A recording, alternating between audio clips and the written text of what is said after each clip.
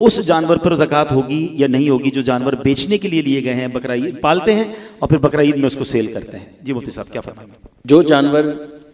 مال تجارت یعنی جن کو خریدا ہی اس نیت سے ہے کہ ان کو بیچنا ہے،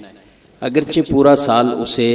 پال بھی رہے ہیں، سب کچھ اخراجات بھی کر رہے ہیں، تو جب آپ کا زکوٰۃ کا سال جب مکمل ہوگا تو اس وقت جو اس کی ویلیو ہوگی اس کے مطابق آپ کو زکوٰۃ ادا کرنی ہوگی۔ مال تجارت یہ بن جائیں گے جو جانور آپ نے بیچنے کی نیت سے آپ نے خریدے ہیں اور اس پر یہ نیت آپ کی باقی ہے، ظاہر ہے، اسی لیے تو آپ کو کیٹل فارم پورا چلا رہے ہیں، تو ان پر زکوٰۃ ہوگی۔ دودھ والے جو جانور یعنی جن کو دودھ کی نیت سے لیا، یا وہ جانور جن کو بالفرض آپ نے اپنی قربانی کے لیے لیا کہ میں نے اس کو اپنی قربانی کے لیے گھر پہ ہم نے رکھنا ہے، اس کو خود قربانی کریں گے یا کسی طرح بھی استعمال، تو یہ جانور مائنس ہو جائیں گے، ان کی زکوٰتیں نہیں ہوگی۔ جو مال تجارت ہوگا جن کو بیچنے کے لیے آپ نے لیا، اب یہ نیت ہر آدمی کی اپنی اپنی ہی ظاہر وہ معتبر ہوگی اور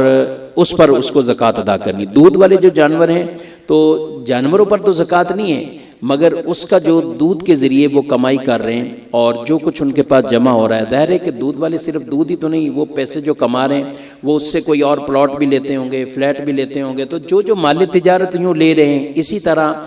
زیورات، جیولری، سونا، یہ چیزیں یا کیش کچھ بھی، تو یہ جب سب چیزوں کا بھی حساب کتاب کریں گے تو ان پر تو زکوٰۃ ہوگی، مگر وہ دودھ کے جانور جن کا دودھ نکالتے ہیں تاکہ بیچیں تو ان جانوروں پر زکوٰۃ نہیں۔